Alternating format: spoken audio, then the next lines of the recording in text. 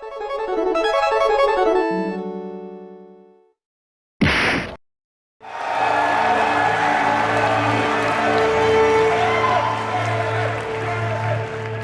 you look like you could use a Coke.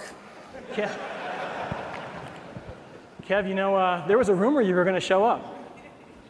Peter, you can't believe everything you read on the internet. Bruh. That's loud.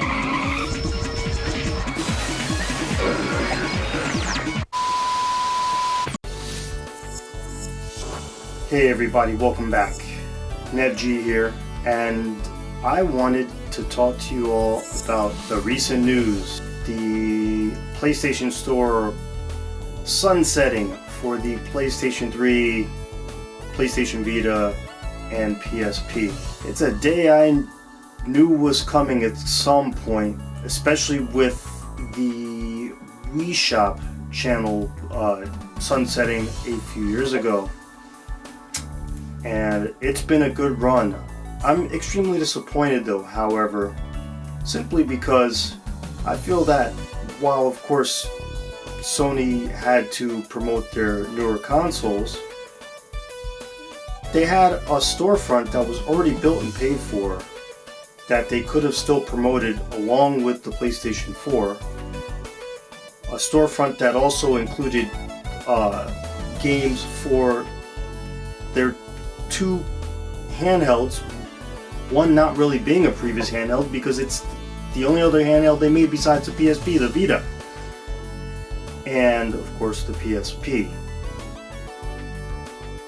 These games are going to just disappear. Some of them have been re-released, some of them not.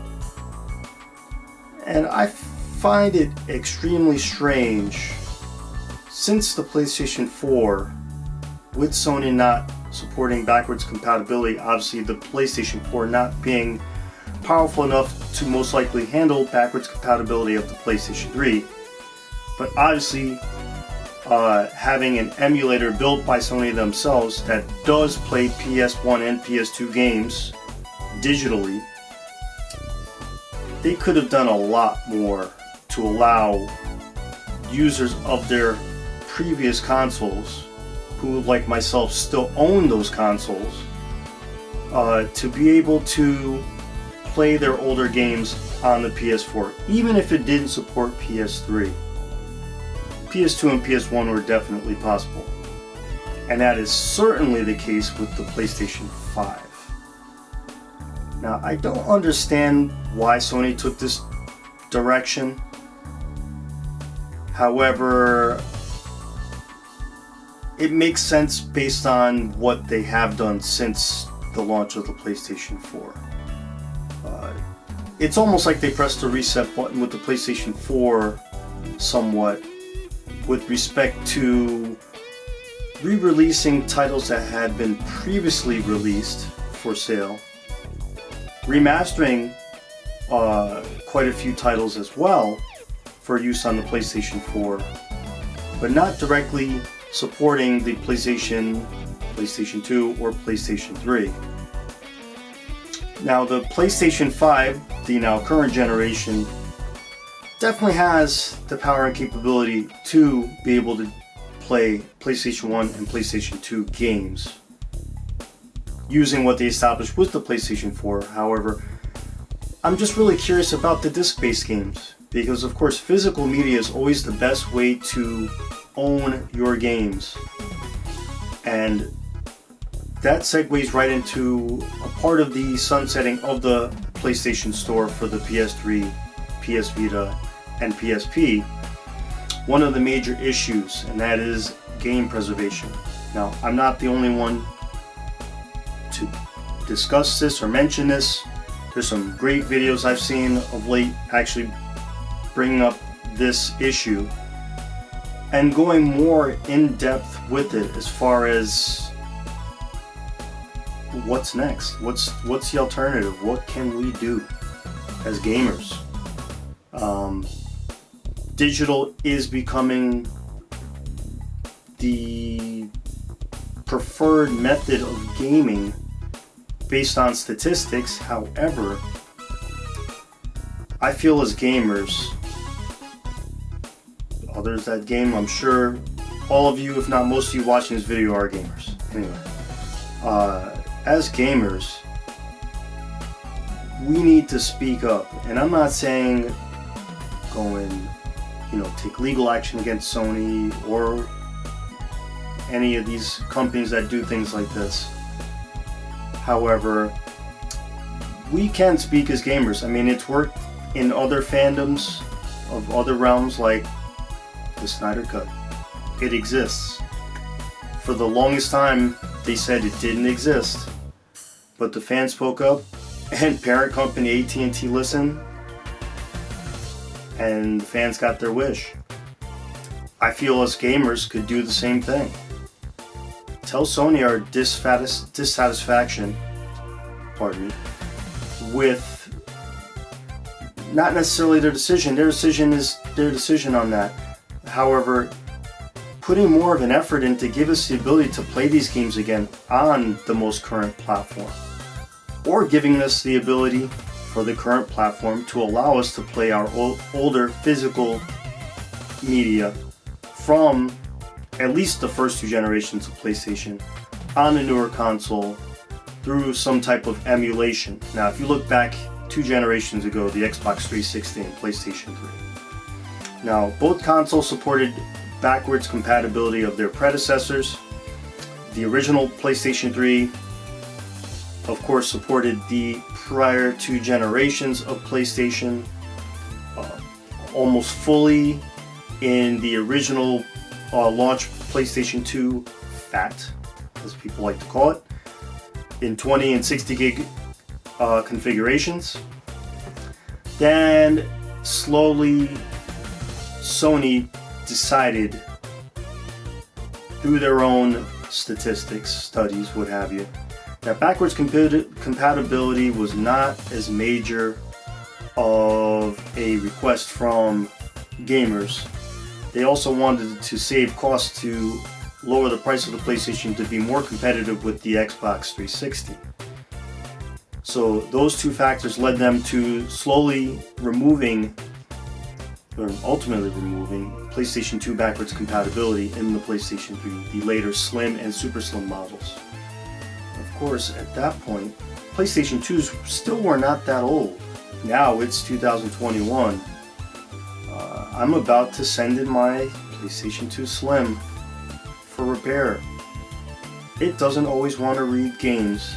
The system fires up fine, reads my memory cards and everything. However, it makes a grinding noise and does not always want to spin, unfortunately.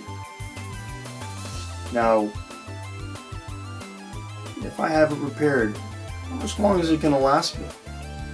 It's going to fail one day, and I'm not going to be able to repair it again. My PlayStation 3 is also starting to fail after 14 years of ownership. I bought it in August of 07. It was a 60 gig launch model, and Sony was actually just discontinuing that model at that point to bring in the 80 gig and 40 gig models that would replace them, and incorporate software-based PlayStation 2 emulation versus hardware-based PlayStation 2 emulation as found in the original launch PlayStation 3 models. An actual PlayStation 2 chipset was on the board of the original PlayStation 3 to give it its almost full backwards compatibility with PlayStation 2. PlayStation 1 was fully backwards compatible with PlayStation 3s of every iteration because it was software based, which I still find actually very cool. Anyway, I feel that we need to speak up in some way. And I know, or I don't know how far they go, but I've seen online petitions for various different movements, like the Snyder Cut, for example, just to use as an example again. Of course you have social media, Twitter and whatnot. People post their opinions all the time about different things that they like or dislike related to gaming. I feel that we need to make an effort and let Sony know this is not cool. Not cool at all. And that they need to do something about it. Something. They've done things that were positive. I'm not complaining about Sony's business practices. However, this does relate to their business practices, simply because they're denying the first 3 generations of PlayStation exist anymore, as well as their 2 generations of handhelds. And that's not acceptable to me. I don't own a PS Vita, I don't own a PSP. However, what if I decided to go and buy a Vita tomorrow? I actually have games on my PlayStation 3 that will be able to be played on a Vita simply because they were cross-buy games. King of Fighters 97 Global Match and Garou Mark of the Wolves are 2 titles that come to mind. I have about 5 or 6. I also have some PS1 digital games that I have bought over the years on my PlayStation 3 that will port or download to the Vita that are playable as well. And with the store going away and ultimately the connection to the PlayStation 3 console, which is essentially the hub for both of those handhelds, once that goes away, the disconnection from their servers will actually prevent you from being able to play your download titles. Essentially, when you go to play one of your downloaded games on any one of the 3 consoles that I mentioned, they connect to the PlayStation Network, essentially digital rights management. Once they have verification that you're you and you're the one who bought the game on said account, the game works. And it's an instant thing, it happens instantaneously, there's no delay, you don't see anything or know that it's happening, but it happens every time. Once that connection to their servers sunsets, that's it. Those games and that console are dead as a doorstop. That's not acceptable. Not at all. Now there's a way around it. I mean, it's a modification or having to mod the console to do so. For me, for the amount of money I've spent over the years for the games I have on this console, which is close to 70, it's a high consideration for me to mod or hack my PlayStation 3. I don't want to lose the use of those games because I do enjoy them, and additionally I paid the money to be able to have access to the games to play on my PlayStation 3. I'm not the only one in this situation. There's a lot of people around the world, in all the different regions that those consoles and handhelds were sold in, that will be actually going through and dealing with the same situation. So essentially this video is just my 2 cents about the situation. Additionally, making more people aware of what is going on if they're not fully aware of what is going on with relation to the PlayStation 3, PlayStation Vita, and PSP. And additionally, by informing you all, maybe you help out. Comment below.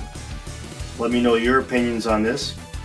Maybe we can band together and let our gamer friends know our feelings on this if they're affected by it. Maybe band together and let Sony know, hey, this is not cool. We want access to these games. We bought them legally. We want to be able to play them legally, even after you've basically, forgotten about the PlayStation 3, PlayStation Vita, and PSP. It's only fair. I mean, their terms of service basically absolves them of any faults. If they decide to turn off their servers tomorrow, That's it. That's all she wrote. Then we're left high and dry. As a supporter of their platforms over the years, I mean, I still own my original PlayStation, sitting in a box in my storage unit. I still own my original PS2, it's broken, sitting in the box in my storage unit. My PS2 Slim, my PlayStation 3, and I have a PS4 Pro. And a whole library of games for all of them. So, anyway, I'm going to link a couple of videos that you should watch that I have seen by a couple of YouTubers whose content, one I watch regularly, Hogue Law. He has some of the best content giving legal information or opinions on things that happen in popular culture and in the gaming realm. And additionally, another video I saw by a YouTuber, I'm not going to butcher his name because I don't completely remember it at the moment, however, I will link it for you. I find them very valuable, and I hope you will as well. But for now, I have another video in the works. It's the same one I told you about the last time I had a channel update. It's a bigger project than I expected. However, I'm not going to stop until it's done. In the meantime, I wanted to film this and just connect with you all for a few minutes and talk about this situation that's going on, you know, help build awareness, just as other YouTubers have discussed on their channels respectively. And additionally, just let you know, we don't have to accept this as gamers at all. We don't have to accept it. Now, can we force their hand? Maybe not, but you know what? We speak with our voices. We speak with our wallets as well. Never be afraid to be honest and speak your mind. Don't let anybody deny you of that. Anyway, that's all I've got to say on this. This is your boy NevG signing out for now. And the next video you see will be the video I have coming for you that I hope you find extremely helpful. It is a project that I